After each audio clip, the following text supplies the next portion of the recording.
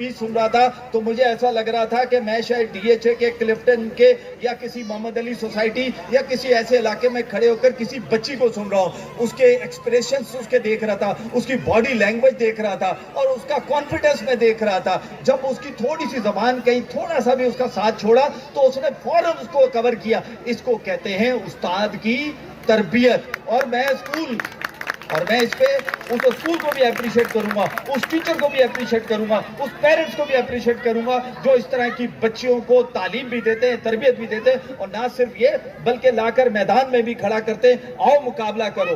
آپ کا مقابلہ کس کے ساتھ ہے؟ اپنے ساتھ ہے. کس کے ساتھ ہے؟ اپنے ساتھ ہے. کیونکہ آپ نے اس شدید گرمی میں, جب گھروں میں بجلی نہیں ہوتی, جب پانی نہیں ہوتا, زندگی عذاب بنی بھی ہوتی ہے, اس میں بھی آپ بہترین تعلیم حاصل کر رہے ہیں. اور میں یہ نام پڑھ رہا تھا اصحاب صفا اسلامک اکیڈمی, اصحاب صفا اسلامک اکیڈمی.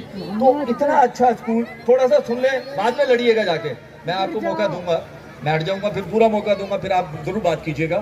ابھی میری گفتگو چل رہی ہے, سنیں. یہ آپ کے کام کی گفتگو کر رہا ہوں, اپنی بہنوں سے بھی بات کر رہا ہوں, بیٹیوں سے بھی کر رہا ہوں, اور اپنے بھائیوں سے بھی کر رہا ہوں. مجھے یہ بتائیں, آج جب صبح آپ کے بچے اسکول گئے, کل گئے, آج گئے, کتنی ماؤں نے ایمانداری کے ساتھ بتانا ہے کہ اپنے گھر سے بچے کو ناشتہ بنا کے دیا تھا؟ بتائیں ذرا, ہاتھ اٹھائیں. کتنی مائیں تھیں؟ 1 2 3 سے 4 ماہوں نے ناشتہ بنا کے کھلایا.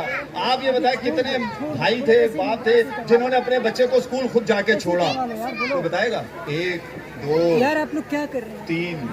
لو جی, 3 کا مقابلہ ہی چل رہا ہے. 3 4. کہنے کا مقصد ہے کہ آپ اگر, جی ہاتھ بڑھ گیا ایک آدھ اور, کہنے کا مقصد یہ